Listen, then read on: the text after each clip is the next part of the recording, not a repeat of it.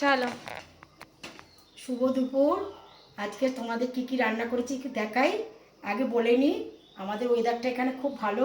সকালের দিকে 2-3 পশলা বৃষ্টি হয়েছে, আর সেই রকম কিটকিটে গরমটা নেই। আচ্ছা, আজকে কি রান্না করেছি তোমাদের দেখাই। এসে ভাত, আচ্ছা পেঁপে ভাতে, সকালে ঢেঁড়স খাওয়া হয়ে গেছে, ঢেঁড়সের তরকারি করে ঢেঁড়স ভাতে দিয়ে নিই। আর এই যে শাক শাক করেছি, উচ্ছে দিয়ে আলু দিয়ে পেঁয়াজ দিয়ে শাক ভাজা করেছি, নোটে শাক।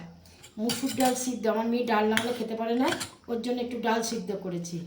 আর এই তরকারিটা আমার মা করতো, ওই কাটোয়ার ডাঁটা দিয়ে, চিংড়ি মাছ দিয়ে, কুমড়ো দিয়ে, আলু দিয়ে, ঝিঙে দিয়ে, সব রকম সবজি দিয়ে এটা আমার মা করতো। আমার মেয়েও খুব ভালোবাসে, এই জন্য আমি করি। সবজি যখন এক জায়গায় হয়, চিংড়ি মাছ ঘরে থাকলে এটা আমি করি। আচ্ছা, এই যে গাঁটি কচু দিয়ে লাইলন টিকার ঝোল, লাইলন টিকা মাছের ঝোল। আর এই ভোলা মাছ ধনে পাতা দিয়ে সর্ষে বাটা দিয়ে আজকে ঝাল করেছি।